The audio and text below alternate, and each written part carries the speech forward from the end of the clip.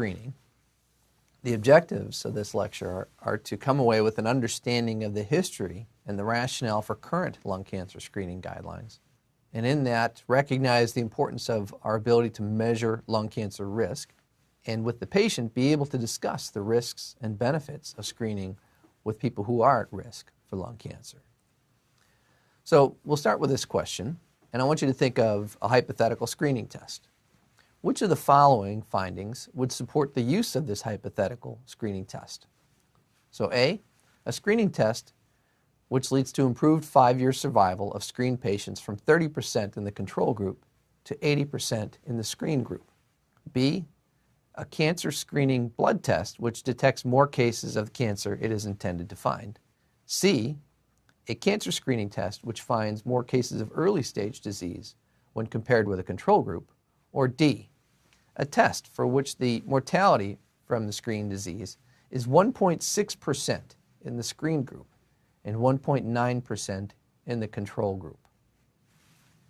So we're going to start with the historical perspective. And for some 30 years, cancer screening recommendations were based on statements made by the American Cancer Society as well as the U.S. Preventive Services Task Force. And to put this into context, the U.S. Preventive Services Task Force is a group of volunteers, experts in healthcare, who issue recommendations for screening services and preventive services, everything from how to check blood pressure to when to vaccinate to how and whether to screen for cancer.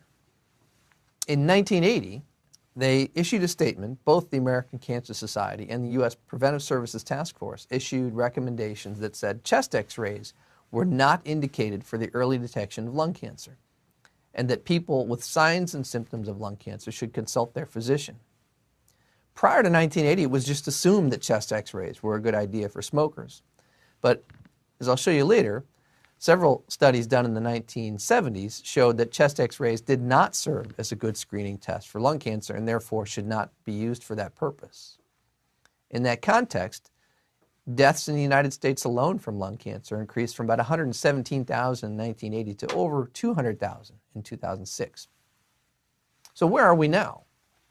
Well, recently, the U.S. Preventive Services Task Force reevaluated the available data and came up with this recommendation published in the Annals of Internal Medicine in 2014.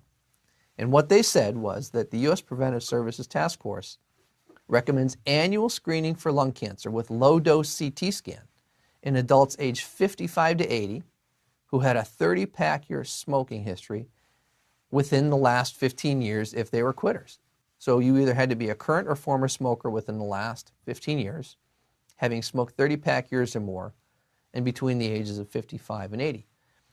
And they also recommended that the screening be discontinued once a person has quit for 15 years or more, or, and this is important, develops a health problem that substantially limits life expectancy or the ability or willingness to have curative lung surgery. So where did this recommendation come from? It came from one of the largest studies ever conducted by the National Institutes of Health, the National Lung Screening Trial. And this study was an enormous undertaking. They enrolled 50,000 healthy, and I emphasize healthy, current or former smokers. And again, former smokers had to be quitters within the last 15 years. They had to be heavy smokers, defined as 30-pack years or more. And a pack year is simply 1 pack per day for a year would be 1 pack year. 2 packs per day for 15 years would be 30-pack years, and so on and so forth.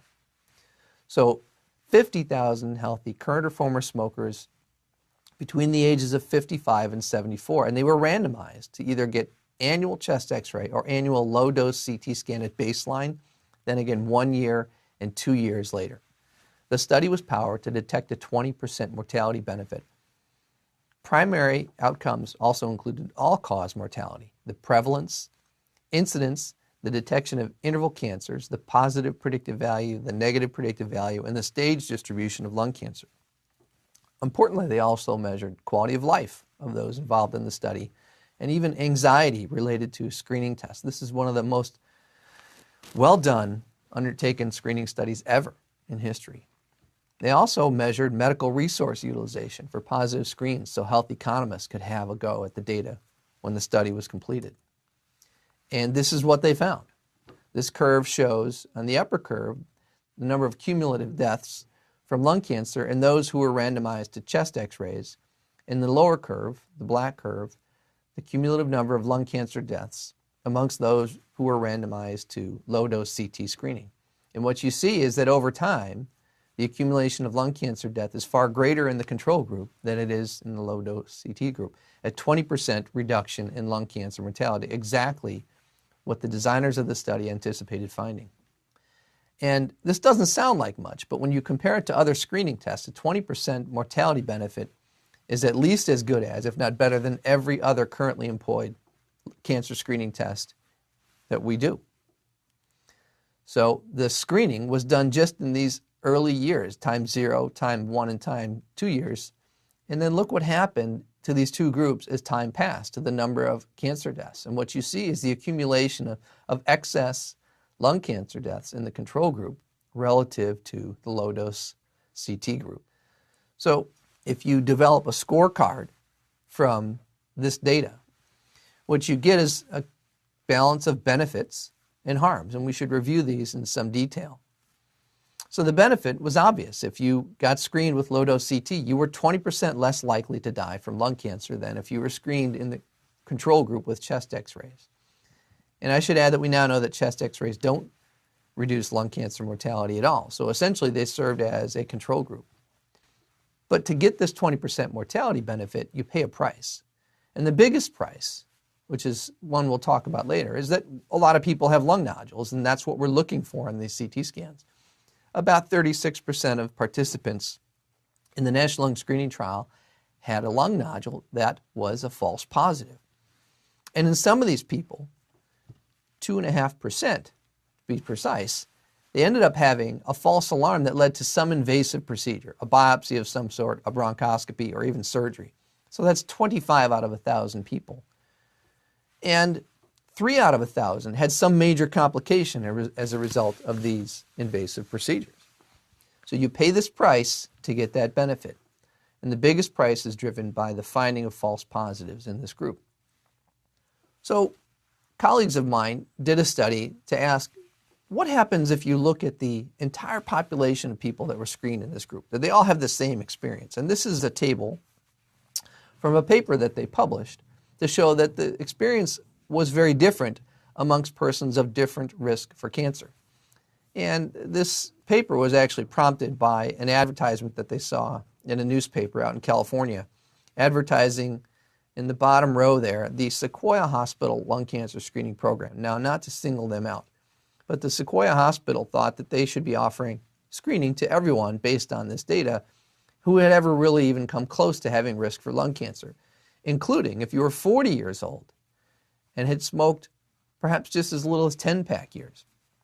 The absolute risk of lung cancer in that group was quite low, and therefore the number of deaths that could be prevented in that group was also quite low. And what they found was that to save one life, they would have to screen 35,000 people in that risk group. Compare that with the top 3 rows. The average participant in the National Lung Screening Trial, that is the person who is about in the mid-range in terms of their risk, a 62-year-old male, current smoker, about a pack and a half a day smoker for 35 years, the absolute number of deaths per 1,000 people in that group is close to 20. If you reduce that by 20%, you get 15.6. So you avert nearly 4 deaths per 1,000 persons, and to save one life, you could screen 256 people. This is, believe it or not, a very, very efficient screening strategy. Well, let's take the person who is minimally eligible for the National Lung Screening Trial. A 55-year-old female, former smoker, a pack per day for 30 years, who quit. That person, if you take 1,000 people just like them, their absolute risk is about 4 of those 1,000 are going to die from lung cancer. Reducing that by 20%, you get 3.2. You take the inverse of that, you get 1,200 people that you need to screen to save one life from lung cancer. And so on and so forth. If you take people who are very high risk, it's a very efficient screening strategy. People who are very low risk, it becomes very inefficient, very costly, and we cannot ignore the risks because the risks are constant across that, I should say the harms of screening are constant across that risk spectrum. So we really want to make sure that we focus this service on people who are at the highest risk for lung cancer. These are the people who can benefit the most from the test. So let's look at it from another perspective. From a population perspective, let's take 1,000 high-risk participants who would have been eligible for the National Lung Screening Trial. We get 3 fewer deaths by screening them. That's good. On the other side, there's the false positives, 365, about 36%, as we said, 25 biopsies, a complication called overdiagnosis, which we can talk about a little bit more, and 3 major complications from invasive procedures. 6 out of 10,000, 0.6 out of 1,000 will die as a result of being screened, not because they had cancer. So you save 3 lives, but you may put somebody in danger as a result of saving those 3 lives out of 1,000 people. On balance, that's a pretty good outcome, particularly if you're one of those 3 people whose life was saved. Now, what if they're a lower risk group? Take 1,000 people who are at very low risk. There you don't get as many lives saved. In other words, you'd have to screen 10,000 to save those 3 lives. But for every 1,000 that you screen, 3 of them are going to have a major complication, and twice as many will die as a result of screening as will have been saved. So this screening strategy does not work when you take low-risk people. This is true of any screening test. So how do we measure risk? It turns out that there are a number of ways that we can identify lung cancer risk. None of them are terribly accurate, but over time, investigators have developed a number of models, if you will, that can take clinical characteristics of a patient and predict their long-term risk of developing lung cancer. And it used to be just as simple as asking people whether or not they smoked. We now know that screening, or rather that smoking, does not equally distribute the risk for lung cancer amongst people who use tobacco. So some tobacco smokers are going to be at far greater risk than other people who smoke the same amount. And our ability to distinguish amongst them is very poor, but it's getting better. And this is a model published by Martin Tamamagi from Brock University in Canada. It used data from the screening trials to look at who developed cancer, who died from cancer, in relation to their baseline characteristics. Things like age obviously matter. Smoking history still matters, but additional factors which we can easily identify up front, including the presence of emphysema, a personal history of any kind of cancer, or a family history of cancer. Race and ethnicity have an impact on individual risk, as does the duration of time that you've been an ex-smoker if you manage to quit. And so all these can be plugged into an equation and give us data on, for instance, down here, you'll see a number that predicts this person's risk over the next 6 years, 1.2% risk of developing lung cancer. So with this in mind, I want you to think about screening biases. And here's a question about how well we understand the biases that are inherent in any study that uses a cancer screening test. Which of the following are true of screening study biases? A, lead time is necessary for an effective screening program. B, lead time bias cannot explain differences in survival. C, length bias can falsely reflect a mortality benefit in a screening program. Or D, more early stage disease in a screen group indicates that the screening modality is effective. So this is a tricky question. Think about that, and we'll come back to that question in a minute.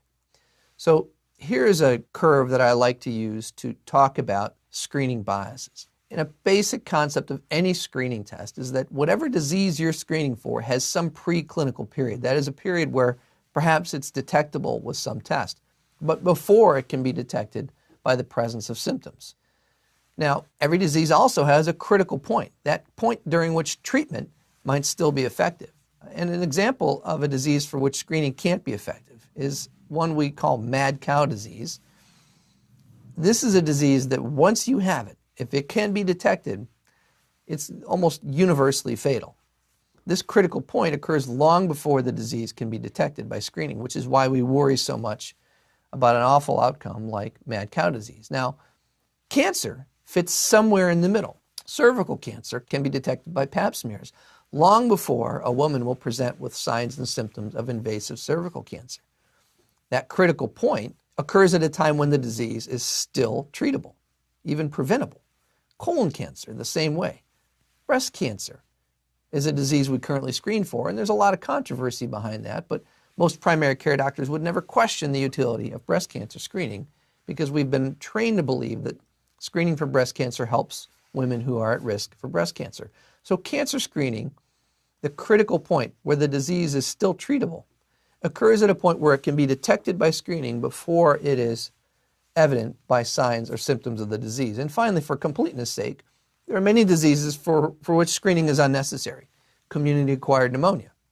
Signs and symptoms of community-acquired pneumonia typically occur at a time when we can still intervene in the natural history of the disease with antibiotics. So think about screening in these terms, and it becomes much easier to understand the biases. So a group of investigators wanted to understand how well internists, practicing internists, and in this case, practicing internists attending a national meeting, how well they understood these biases. So they presented these internists as part of a study with two hypothetical screening tests. One in which no screening was performed. The disease started, cancer was diagnosed based on symptoms at a certain age, and it killed everybody who got the disease. On the other hand, if you have a screening test which can detect that disease earlier, even if screening is not effective, all those people are still going to die at the same time they would otherwise have died. They will just have known they had cancer for longer. What you have here is a screening test that improves survival but does nothing about the mortality of the disease. This graph depicts why mortality is the only effective measure of the ability of a screening test to intervene in a disease. Survival is a great measure if you have a drug that treats the disease. It is not a good measure of the effectiveness of a screening test because screening will always falsely prolong the survival from the disease. So you cannot use survival as a means of measuring the effectiveness of a cancer screening test. At the same time, there is a bias called overdiagnosis, and here's a graphic example. In the upper part of this figure, you've got 1,000 people with a cancer that's ultimately destined to kill them. 5 years later, 600 of those people are dead, 400 are alive. That is a 40% 5-year survival rate. Imagine now that you have a screening test, but that screening test detects all sorts of cancers that may never have progressed. We call these non-progressive cancers. We also refer to this as overdiagnosis. In this case, those same 600 people are still dead from their progressive cancer, but we've got 2,400 survivors. So 5-year survival is improved because you've detected disease that was never going to otherwise become evident. This is overdiagnosis. Another bias that is inherent in any cancer screening program. And there are concrete examples of this in breast cancer, cervical cancer, prostate cancer, colon cancer, and it is just as true of lung cancer screening, that there are examples of cancers that look under the microscope indistinguishable from the other types of cancer that we worry about that would never have become evident in the lifetime of that patient. So going back to that question, which of the following are true of screening study biases? The correct answer is that lead time is necessary for an effective screening program. You have to have a time during which the disease is detectable before symptoms reveal its presence. Lead time bias cannot explain differences in survival. That is absolutely not true. It is the cause of differences in survival. Statement C, length bias can falsely reflect mortality benefit in a screening program. Nothing can falsely reflect a mortality benefit. So a mortality benefit is the only thing that you can find that can justify the use of a given screening test, and that cannot be faked, if you will, by length bias. In more early stage in a screen group indicates the modality is effective. That's not true. That is an indication of both length and overdiagnosis bias. You have to be able to understand these biases if you're going to discuss the risks and benefits of screening with your patient. And these aren't just theoretical. So let's go back and look at the NCI chest x-ray screening trials, which were conducted in the 1970s. These are huge trials, 3 different trials, each of which enrolled nearly 10,000 patients. 30,000 subjects were enrolled in these screening trials. And in these trials, chest x-ray detected more cases. There was more early stage disease. Survival was clearly improved in the screen group, but there was no difference in mortality.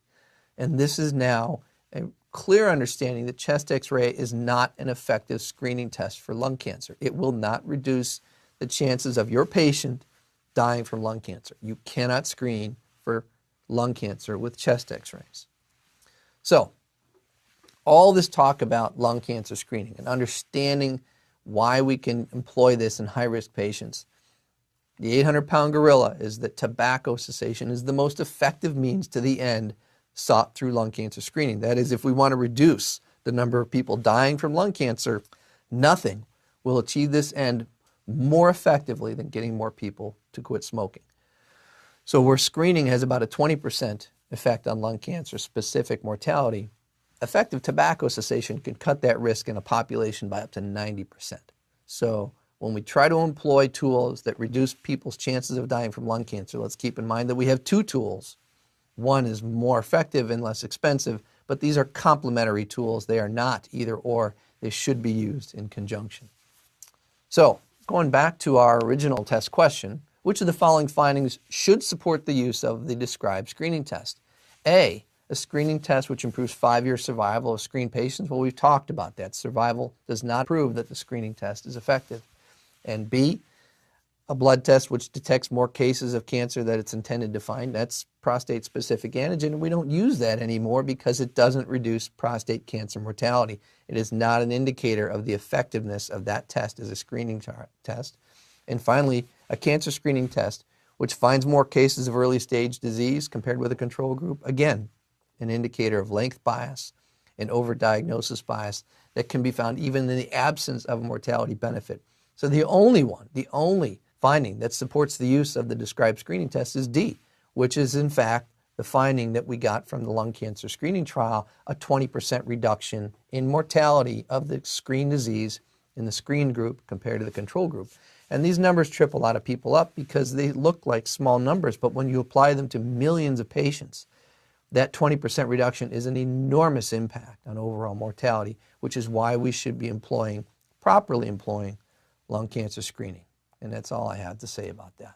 So, in conclusion, lung cancer screening is beneficial for selected healthy, high-risk persons. We shouldn't be screening people who walk into our office with multiple other comorbid illnesses related to smoking. It's only the healthy smokers that can truly benefit from this. Identifying those at high risk is necessary if we want to do this on a high-quality public health level. Our ability to identify risk is critical. And the risk of cancer screening affects everyone. In other words, no matter how high their risk is for cancer, the harms of screening are going to apply to them. So you cannot take low-risk people and expect them to benefit from this potentially harmful test. The only people who justify those harms are those who are at high risk for the disease that you're screening from.